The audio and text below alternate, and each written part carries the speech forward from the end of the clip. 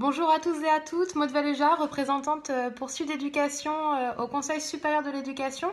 Si je vous parle aujourd'hui, c'est que le ministère a convoqué un Conseil supérieur de l'éducation consacré à la question des examens et donc du baccalauréat et du brevet. Le ministère prévoit de remplacer les épreuves terminales du baccalauréat et du brevet par un contrôle continu. Donc pour le brevet, ce serait le livret qui comprend le socle de compétences et de connaissances ainsi que les notes obtenues en troisième qui seraient évaluées. Et pour le baccalauréat, on serait sur les moyennes annuelles de terminale. Pour Sud Éducation, nous avons critiqué avec virulence ce recours au contrôle continu qui ne fait qu'accroître les inégalités, casser le cadrage national des diplômes. Pour nous, c'est une mesure qui n'est pas acceptable, qui va mettre en difficulté les équipes et qui va mettre en difficulté les élèves.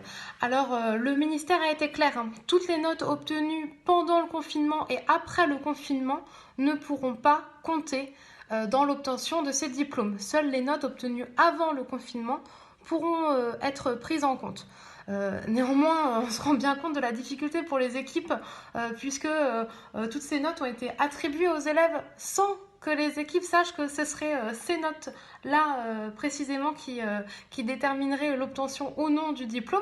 Ça pose une première difficulté. Et puis, c'est la porte ouverte à un bac complètement territorialisé qui dépend des établissements. Donc ça, pour Sud Éducation, c'est quelque chose qui n'est pas acceptable. Pour nous, la priorité, là, c'est pas de trouver des notes pour remplir le contrôle continu, c'est de préparer le retour à l'école quand les conditions sanitaires seront réunies. Pour nous, ce qui aurait été une mesure égalitaire et responsable et de la part du ministère, ça aurait été l'obtention, la validation du baccalauréat et du brevet pour tous les candidats et les candidates inscrits cette année avec la possibilité d'un redoublement. Voilà, nous on pense que dans cette période de crise sanitaire, il faut encourager les élèves, il faut favoriser leur avenir et surtout éviter de les pénaliser avec des mesures inégalitaires comme celle du contrôle continu.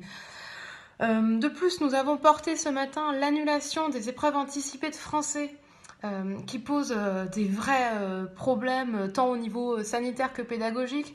En pleine crise sanitaire, la priorité c'est pas d'organiser des oraux évidemment.